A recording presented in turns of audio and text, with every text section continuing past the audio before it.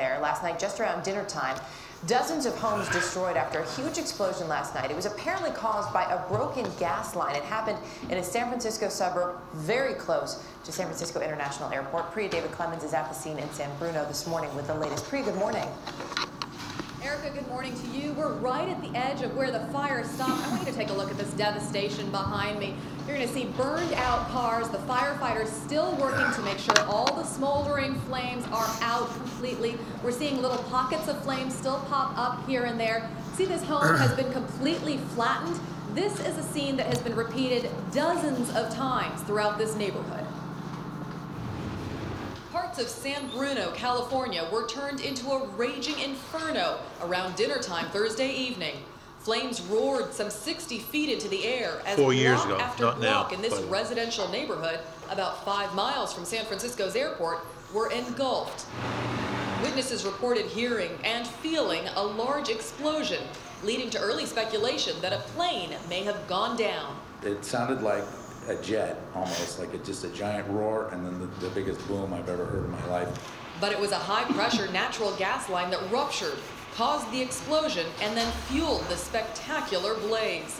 The local utility company, Pacific Gas and Electric, says they will be accountable if it's determined they were at fault. A terrible, terrible tragedy has fallen on our city this afternoon. Our main concern as public officials here, making sure our citizens are safe. The view from the sky revealed a large swath of the neighborhood reduced to embers and ash. More than 50 homes were destroyed and more than 100 damaged. I lost everything. It's gone. It's history. As firefighters fought the blaze from the ground, airplanes swooped in, dropping flame retardant. Probably shouldn't watch Russian TV other than for these things, but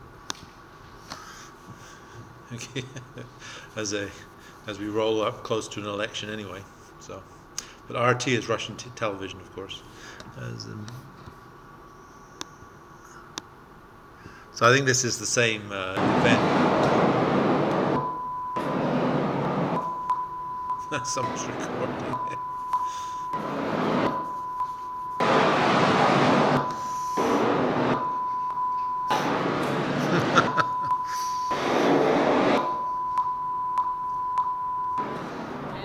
Well, you could imagine you might be surprised. This is, I think that's the same event anyway. And so let's move through this to some others. Yeah, see, I didn't pre-review this. Or maybe that doesn't work anymore. So, and let's look at this one. 10:50 p.m., an MMA train carrying petroleum crude oil in 72 Class 111 tank cars arrived at Nantes, Quebec. In keeping with the railway's practice, the locomotive engineer parked the train for the night on a descending grade on the main track. After shutting down 4 of the 5 locomotives, the engineer applied 7 handbrakes. Railway rules require that handbrakes alone must be capable of holding a train, and this must be verified by a test. That night, however, the locomotive air brakes were left on during the test, meaning the train was being held by a combination of handbrakes and air brakes. It also gave the false impression that the handbrakes alone were enough. The engineer then contacted 2 rail traffic controllers, one in Farnham, Quebec, to let him know the train was secure, and the other in Bangor, Maine, to discuss the smoking lead locomotive and the problems it might cause for the next crew. As the smoke was expected to settle, it was agreed to leave the train as it was and deal with it the next morning. Shortly after the engineer left for the night, the Nantes Fire Department responded to a 911 call of a fire on the train. Firefighters extinguished the blaze on the lead locomotive by shutting off the fuel. Then, following railway instructions, they turned off the electrical breakers.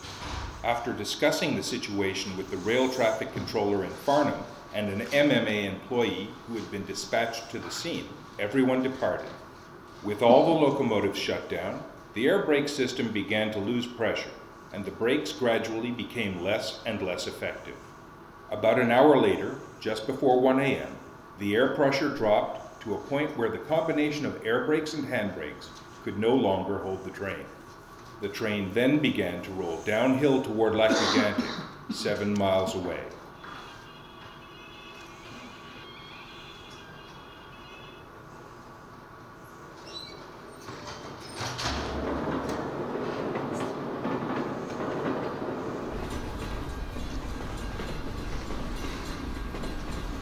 As it moved down the grade, the train picked up speed, reaching a top speed of 65 miles per hour. The train derailed just past the Frontenac Street crossing. Almost all of the derailed tank cars were damaged, many of them from large breaches, and about 6 million liters of crude oil began pouring into the streets.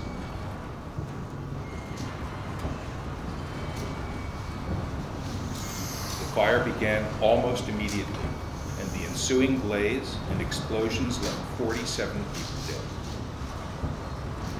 All right. Okay, so you are in the right place. We are talking about fluid mechanics. We are talking about pipe flow.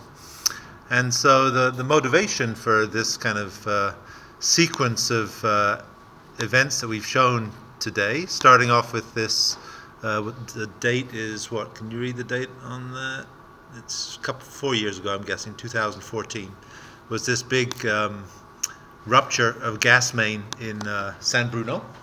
Of course, the way that gas gets into most houses that aren't rural and use tank gas is through gas mains. And of course, they carry quite explosive material. It gets explosive once it's mixed with air. It's not explosive just with methane on its own. And so this is an event that occurred 4 years or so ago. I think killed 8 people or so, and was a big gas main in San Bruno, close to San Francisco Airport. And the other parts of this, of course, especially this Lac Megantic episode, which this is the outcome. It's Transport Canada, so it's an outcome of an inquiry into it, and it's relevant, of course, because part of the debate over whether in keeping with the railway's turn this off and have it run in the background. Part of the debate over whether you have pipelines to take crude oil from the Bakken to wherever it needs to go to processing, maybe in the Gulf, where the existing refineries are. Part of the debate over that of not having it come across land because it's sensitive, environmentally sensitive areas. The downside of that is that most of the material travels by rail cars. You know, the rail cars that we talked about maybe in the first week or so of this class, or first few weeks when we're talking about accelerations, you have these black tanker cars. You've all seen them. They seem to be upturned at the end. The reason they're upturned at the end is that when you accelerate and decelerate, you don't pop the hatch on them. But of course, Bakken oil is particularly volatile, and I don't know whether this was Bakken oil or whether this was oil from the tar sands in Alberta, the Athabasca tar sands, which is a heavy crude but actually quite volatile once you refine it. And so the Lac Megantic accident was this a train load of crude going eastwards, parked for the night. The brake goes off, it rolls into town, and as you may or may not have picked up in the narration, that killed 40 or 45 people. And so life for all of us is about choices of how to do things. And so if you have pipelines, perhaps you don't need to do that. And so there's a spectrum of views, I guess, across this debate. And so you might remember also when we talked about the introduction of this class, we had a picture of all the pipelines in the US, and it's basically like a body of arteries and capillaries of a human body that they crisscross the country and allow us to be able to transport fluids around. So there's piping systems inside houses, but there's also much larger scale piping systems that transport, for example, fuels around the country. And so that's maybe one of the things that we can align our interest to be talking about in this class. So that's kind of the big picture view, I suppose, of what we might be interested in dealing with. And so we know that when we look at pipe flows, the essence of pipe flows are that we can combine, typically we use an energy equation. Energy equation can be written in a variety of different ways. We've always written it just one-dimensionally. We've used Reynolds transport theorem, but you'll recall that the essence of the energy equation is that it allows for losses within the system. So it really is, it's just Bernoulli, and so it really is just behavior from an upstream location. We have to always be aware that we have to write it in terms of upstream and downstream. I guess I could do something. What should we do? Actually, let me do it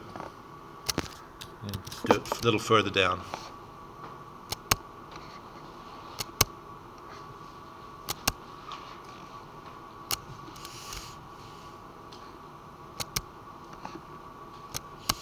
I'm just going to draw two tubs.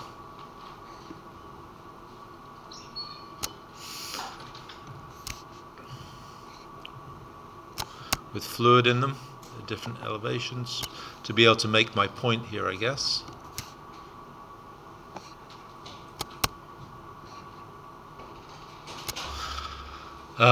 And so the essence of this behavior is that the energy part of this expression is that we have components that represent energy inputs into the system, and you remember positive for a pump and negative for a turbine. Downstream behavior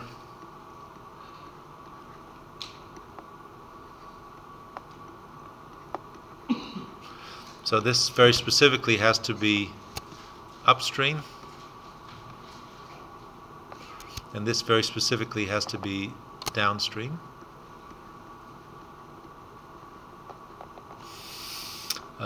Just because of the sign convention of this, and plus two components, of which I'm going to run out of space for. I guess head losses, or maybe I'll just do this down here. And head losses can be what we call minor, which are typically due to inlet losses or outlet losses. So a coefficient which is non-dimensional, it's in units of length, and so this is also in units of length, so this by definition has to be non-dimensional. Or in terms of major losses, which we ended up, if you looked at the video from last time, being some friction factor, a length over diameter ratio for the pipe. This would be length and diameter, and the velocity, the inertial term within the flow equation. So these two are the combination of these losses within the system. And so the essence of pipe flow really is that we end up with these magnitudes of losses being generated within the system. So that if we write behavior from an upstream location at point 1 to a downstream location at point 2, and look at what the energy grade line would look like for that system,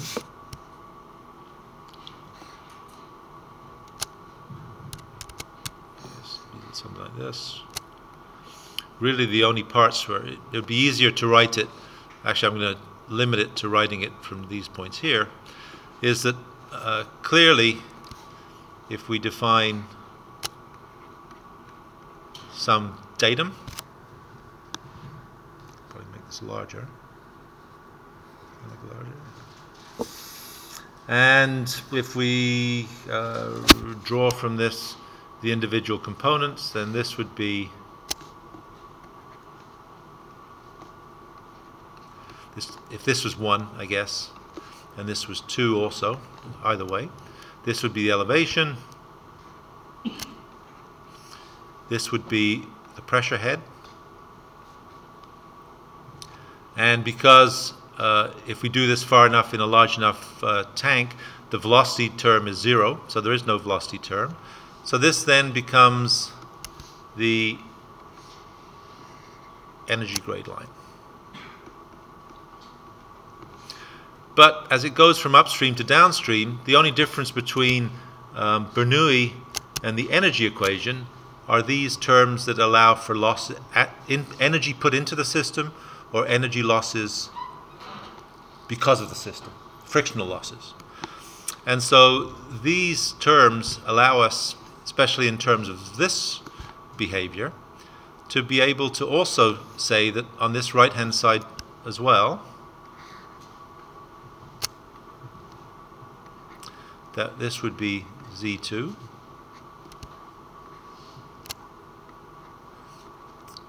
and that this would be P2 over unit weight.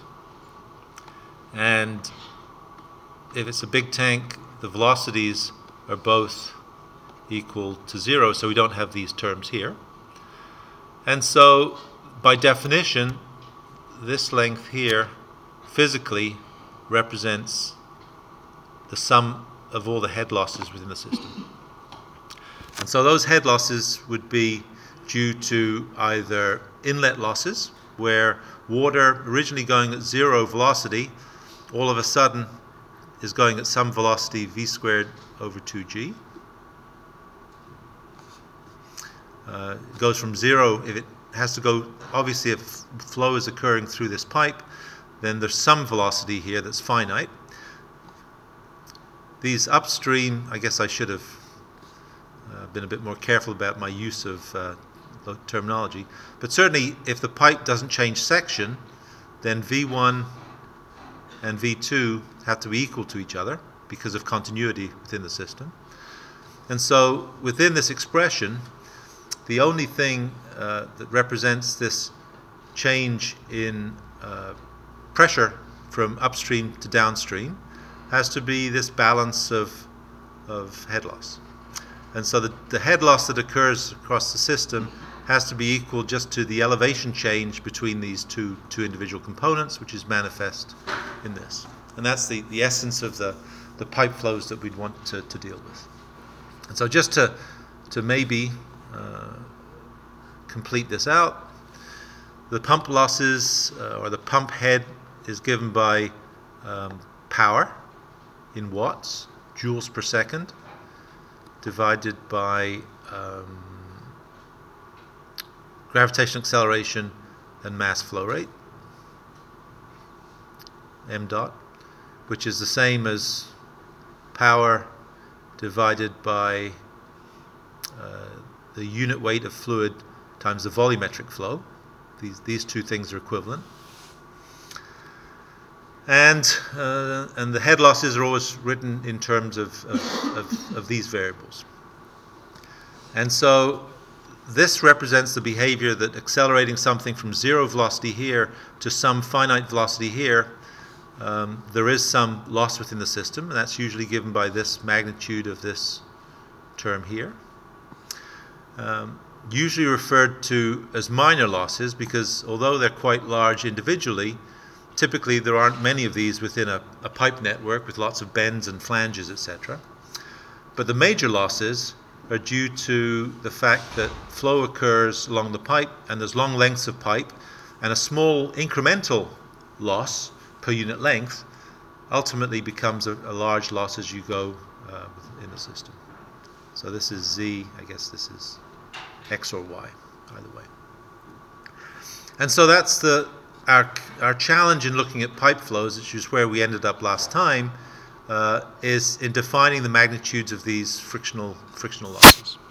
So we're going to use the energy equation. The energy equation just Bernoulli in one dimensions, written from upstream to downstream always, with some energy put into the system here. And I think we've drawn this before in the past, right? If you have a pump head in going from this location to this location, it's getting already a bit crowded. But if we look at the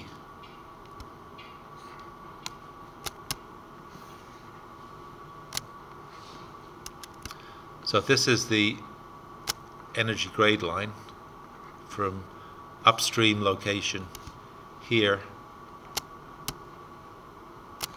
large enough maybe. From upstream location here to downstream location here. Then putting a pump in the system with some magnitude of head here, which is equal to HP, merely takes the energy grade line, jumps it up to this point here, and then delivers it to the upstream location. If it's a pump, then you're putting energy into the system to raise something from this level to this level. If it's a turbine, then you're allowing the flow to occur to this lower level, and then this magnitude would be negative, and this is a turbine. So you can think of these things in terms of this energy grade line. There's always losses between upstream and downstream, which are represented by this difference in elevation between upstream and downstream. If you want them not to be losses but to be an increment of energy, then this would actually take the energy grade line and move it from this location to this location. It is a step change, right? Because upstream of the pump, it's still at this head. Downstream of the pump, it's at this elevated head. And so you could think of it as being a linear distribution from upstream to downstream, but that's not really true, I don't think, for a pump. Physically, it's a step change in elevation due to its presence. And if you look at losses along the pipe, then it makes absolute sense that it would be a linear change in the energy grade level between upstream to downstream. So this would be the EGL in this particular time. Okay. So the essence of what our interest is that when we want to be able to define these losses, we want to be able to know exactly what these incremental, which are something like this. And the other thing, I guess, to note in this expression is that this is upstream velocity, this is downstream velocity. If it's in a pipe, then they cancel out. They're not zero, but they cancel out relative to each other. But the velocities that we're talking about that cause the losses are actually the losses within the feature itself. So they'd be the velocities within the pipe, typically constant, just because of continuity. Mass rate in equals mass rate out for a steady system. So incremental and I guess distributed.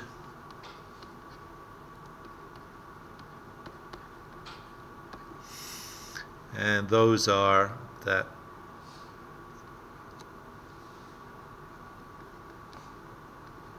friction factor, the length of the pipe, its diameter, and the average velocity within the pipe that we'd use. So the essence of what we'd like to be able to figure out is why, what the magnitudes of these terms would be. I think when we talked about dimensional analysis, I guess we could go back to that, right? We could make a case that when we talk about the behavior of a pipe, and we've drawn this picture a few times,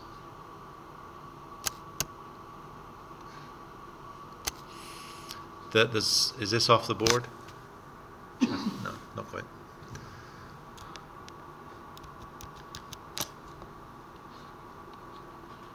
It's a pressure drop that occurs over some length. There's some average velocity that comes out of this pipe. That we could imagine that there's some roughness that's associated with this pipe, which we'll call epsilon. What else do we need to know? There's some of the fluids that are in the pipe, they have some density and viscosity. And so if we wanted to be able to define these behaviors, then we actually know that the average velocity coming out of the pipe, we've written it down in the past, is something like d squared over 32 times viscosity times the change in pressure with the length over which it occurs. If we ignore, for instance, the roughness in this. So this is for laminar flow.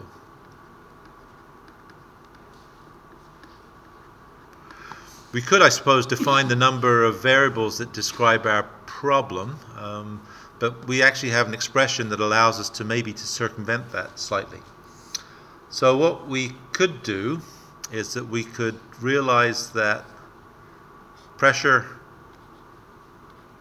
from what we've talked about before is equal to head loss multiplied by unit weight. Just from this term here, right? Pressure, this in terms of length, this magnitude here has to be equal to this head loss. And so what we could do is we could rearrange this expression in terms of head loss to be able to figure out exactly what this value of the friction factor should be. And so if we do that, what would we do? I guess the other thing we might note is that if we looked at the real velocity, that's off your page, isn't it? If we looked at the real velocity within the pipe, we'd find out that it looked a bit like a D, like this parabolic distribution. And so when we take the average velocity, we take the area under this, these are velocities, and this would be radius either side of the pipe. So this would be d over 2, I guess, right? But we convert this into something that is a bit easier to deal with, and that is just some kind of assumed uniform distribution.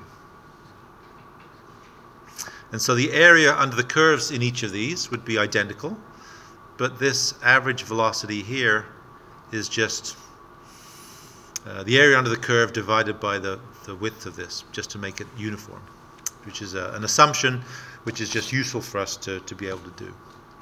And so what we could do is we could rearrange, if we want to be able to figure out exactly what the magnitude is of this friction factor, at least for a simple laminar system, we could try rearranging this. So we want to rearrange it in terms of this. So I guess we would just take the terms on the left-hand side, multiply, I'm going to keep this term here, so this would be equal to H sub L. Let's see if I can do this without messing things up. So this would be multiplied by 32 times viscosity, taking it here, right? Divided by d squared, divided by rho g, which is unit weight, and multiplied through by length. So hopefully that's done moderately right. So we could multiply by 1, and we could multiply by 1. And if we do that and gather terms, then all of a sudden this is v squared over 2g.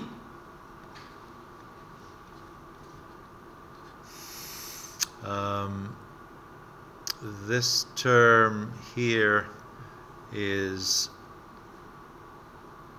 L over D.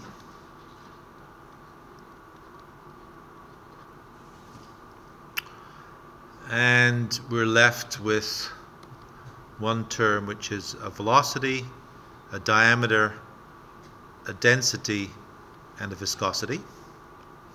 So viscosity, velocity, diameter, and density. And 2 times 32, which is 64. And it turns out that we're not going to run out of space on this page, but if I rewrite this just by gathering terms, then this here is 64. This term here is 1 over Reynolds number.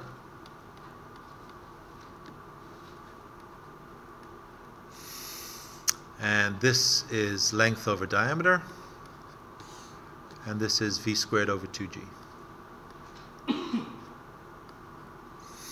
And so this is one way that we could get at the magnitude of this term.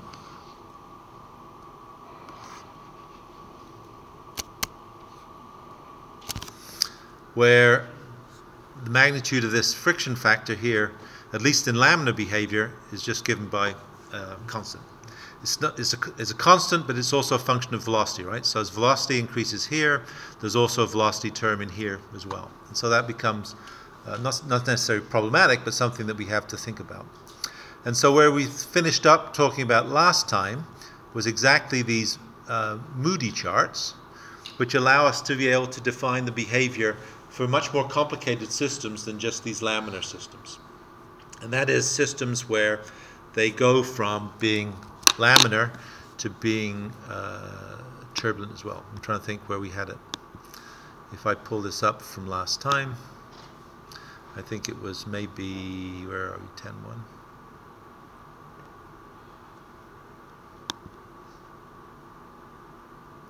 Yeah, this one. So we saw this last time. But a stream of dye within a pipe, as velocity increases within this pipe, then all of a sudden, instead of being just this laminar flow with these laminae of water going faster in the middle and slower at the top and the bottom, where they're anchored, physically stuck to the walls, if you like, of the tube, you get these small eddies forming, and that's indicative of a changing flow regime. And you know that when we talked about dimensional analysis, we said that there are these three states. You want geometric similitude, so the pipe length over diameter ratios have to be the same in the model and the system you're looking at. We want kinematic similitude, in that the flow regime has to be the same. And we index the flow regime based on Reynolds number. And so higher Reynolds numbers with higher velocities mean that you go from this laminar flow transitioning to a turbulent flow with these eddies in it, getting progressively more and more turbulent. And then if that's the case, if you satisfied both geometric similitude, L over D, and the Reynolds number, then the forces that are applied on that pipe, and we're not so interested in the forces that are applied on the pipe, we're more interested in the forces that the pipe applies on the water, because that reduces the flow rate, that's the frictional drag. If we can define the forces by dynamic similitude, that the Euler numbers are the same, then we're able to say something about the flow. And so that's basically what we're attempting to do here. So when we look at this Moody chart, then the Moody chart allows us to track behavior as we go across a variety of different regimes. So the regime that we just looked at for a circular pipe, starting out here, if I can get everything on here, is that in the initial regime, when we're laminar, then we should follow this line here. In this regime, we talked about the parameters that describe our behavior, that it should be, if I just zoom up, it should be pressure drop, length, velocity is what we're interested in, as a function of the fluid properties, density and viscosity, which are embedded within the Reynolds number, and this whole term together is really the friction factor, which is a surrogate, if you like, for the Euler number, which is pressure drop over velocity squared times density. Doesn't matter about that particularly. But if we add this extra parameter, what is apparent to us that when we're looking at laminar flow, this parameter epsilon for the roughness doesn't play any role at all. But it does when we look at progressively faster flows. And so we look at a couple of different regimes here. The first one is that in the laminar regime, I guess if I can draw these figures here. This is the term here.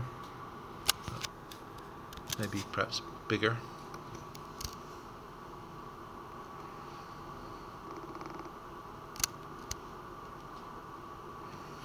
Don't know if you can read that on there. It says So this is transition. So this is turbulent. This is laminar.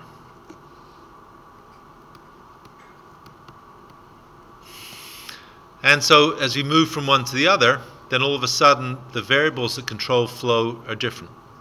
And the two characteristics, I guess, that are of the greatest importance is that the friction factor in this regime is a function of Reynolds number. But as you move into this wholly turbulent regime here, on the east side or the right side of this dotted line, all of the relationships for the friction factor are basically constant. They don't change with Reynolds number. They are indexed in terms of the transition with respect to Reynolds number, but once it's gone fully turbulent, then the magnitude of the friction factor is constant. So here, friction factor equals constant. And so that's important because it will change the dependence of the calculation that you do, because friction factor will only be defined based on this relative roughness. So we have two properties that define the head loss that you have in the system. Well, more than two actually. Friction factor, the length to diameter ratio of the pipe, and its velocity term. Once you get beyond this threshold, the only thing that controls the friction factor is the magnitude of the relative roughness of the pipe, which has some influence. So it's basically, this is saying that if you have a really rough pipe, so this is rough, and this would be smooth as you go from here. So a rough pipe transits you from laminar flow to turbulent flow at a much earlier Reynolds number than would a smooth pipe, relatively smooth pipe. And also for a rough pipe, as you can imagine, the magnitude of the friction factor is a larger number on this graph. Here it's almost 0.1, and here it's a tenth of that. It's a log scale that goes down here, and it's a log scale on these. And so this is important in that when you do the calculations for the losses within the system, this loss is a function of Reynolds number, because for a smooth pipe, or any pipe actually, for a rough pipe as well, there is no dependence on the roughness on the magnitude of the friction factor, but it does vary with Reynolds number. And as you get a progressively higher velocity flow, then you have to do the calculation with the magnitude of the relative roughness. And so these are just done by dimensional analysis. And so you could imagine that from these calculations, this friction factor now included in this, and you could do the calculation with Buckingham PI Theorem to figure out exactly what the dependent variables would be. And I suppose it would be something like, I'm going to make it smaller. What would Buckingham PI tell you?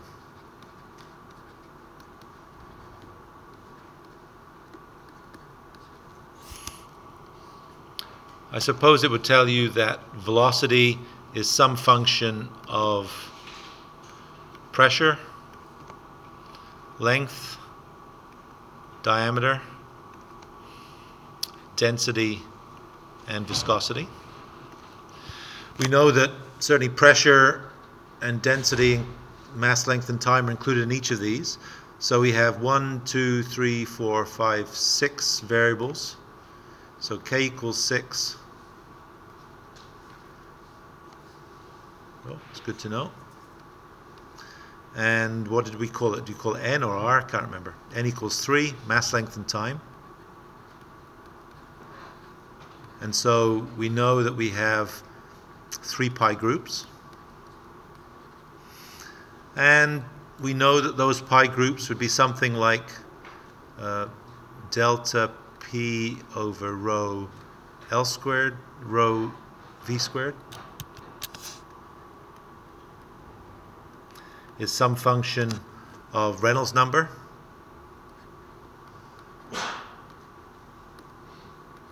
and some function of length over diameter.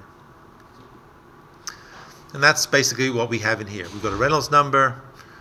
We could rearrange it to give, well, to give us a This is HL with V squared rearranged would give us the Euler number. This is a surrogate, if you like, for the Euler number.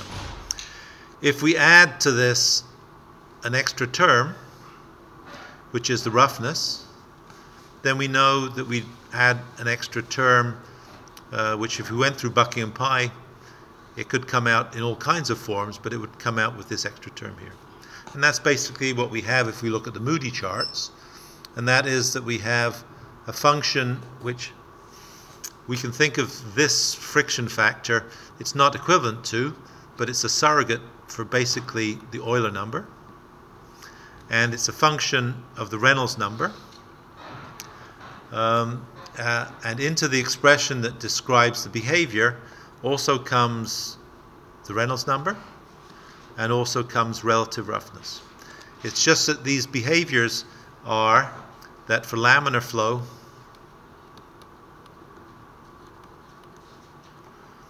Reynolds number, let me do it. The friction factor, and I guess I should probably not choose this. Let me do this. I mean function of. So some function of this. So for laminar flow, the friction factor is some function of Reynolds number, but not relative roughness. And for turbulent flow,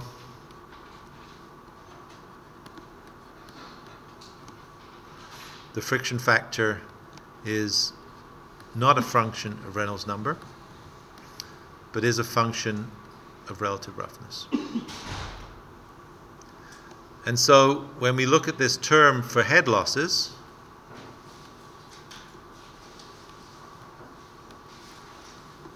which is this, which is really the only term you need to remember. It's the most important term for today, or for these actual 2 weeks really, I guess,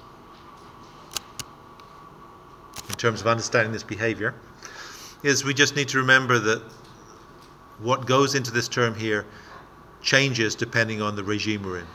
If it's laminar, this is going to be a function of Reynolds number. It may be 64 over RE for circular section pipe, or it may be a number different from that, but it's always going to be a constant divided by Reynolds number. And as we get higher velocity flows, then all of a sudden Reynolds number is not important at all. And you can surmise that, of course, by looking at the Moody chart, which I'll roll down in a second. And that is that you have these behaviors. Laminar flow, the friction factor varies with Reynolds number. It's a constant. It varies with 1 over Reynolds number. And for fully turbulent flow, it doesn't vary with Reynolds number anymore. It's dead flat. But the magnitude of the friction factor itself is controlled by the relative roughness of the system. And so that's so that's all we have to look at. I guess, as I've mentioned before, when we look at pipe flow, there really are recipes that we're dealing with. And so part of the recipe is in being able to define magnitudes of these equivalent roughnesses. And I suppose if you're designing pipes and you have a piece of galvanized pipe that you have and you want to know what the relative roughnesses are, then these are defined in all kinds of charts and tables that can define the magnitude of the absolute roughness in terms of imperial or SI units in this particular case, and nomographs, if you like, that define values of relative roughness. You can't see that if we expand that. Relative roughness as a function of diameter. This is just the act of taking a constant relative roughness and dividing through by a diameter that changes over some length. And so you can get these. So you can get it just by dividing one by the other. So if you basically need a relative roughness, which is an absolute roughness normalized with the diameter of the pipe, then you can get it just by dividing one by the other. If you know what the absolute roughness is, or if you just know what the pipe is, then a convenient way to get it is just from this nomograph here, which is, I guess, in both SI and in English units. That's it. So that's it, I think. I don't know what else we should talk about today. We perhaps didn't deal with it very much before, but to make the case, I think this talks about the same things, about the magnitudes of these friction factors as you look at this. If you're looking at calculating the total head losses in a pipe going from upstream to downstream, then one way to deal with this is to look at an equivalent length of pipe over which this occurs. I don't think it's a very convenient way of doing it, but basically the bottom line would be that if you're looking at, I'll go back to these figures we drew this morning, first thing. If you're looking at the losses that would occur as you went from upstream to downstream here,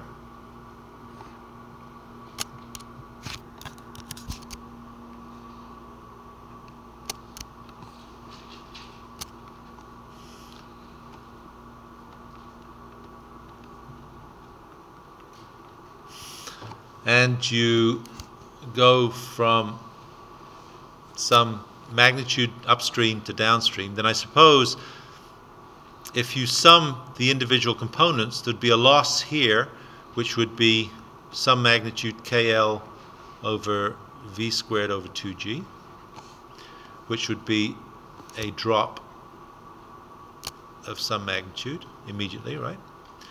There'd be a loss over here, which would be, it's getting busy, right? HL is equal to friction factor, length over diameter, V squared over 2G. And I guess these velocities here and here and then here, this would also be KL V squared over 2G. So in going from this, the total head loss across this section, even though this is getting horribly crowded, would be this amount here.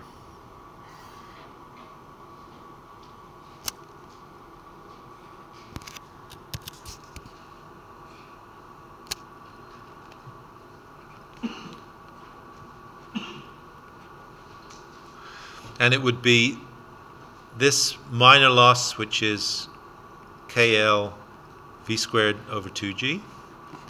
It would be this overall loss here,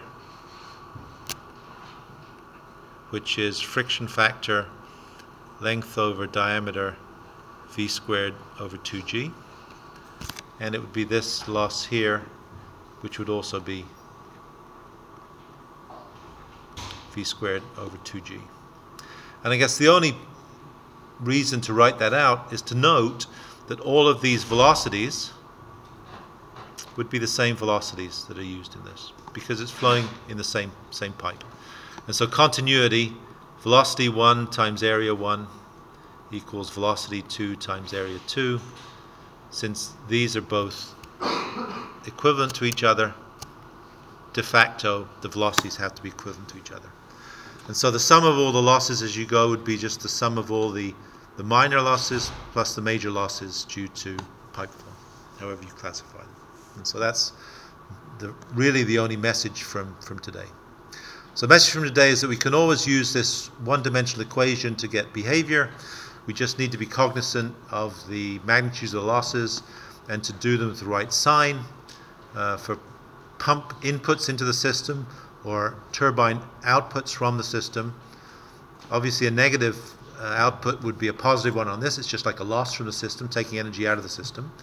And these comprise the behavior for minor losses and major losses, and we can define each of these. I guess the assumption is, the one thing you notice here is that since we've defined these entry losses and exit losses, so in other words, you're accelerating the fluid from zero velocity just outside in the tank into the pipe, so there's a physical acceleration. You're taking something that's not moving and you have to provide some energy to move it, and there's some loss in this. The assumption is that these are always independent of velocity. So these are kind of turbulent behaviors, right? You can surmise from this. The fact that this is a constant and always is given as a constant rather than a function of Reynolds number, which laminar flows are in pipes, means that the assumption is that these are basically always taken as being turbulent. And so if you plotted it on a Moody chart, they would be losses that would be over this side here, which are just merely a given value. Some number between 0 and 1 typically to define that behavior. And that's probably it.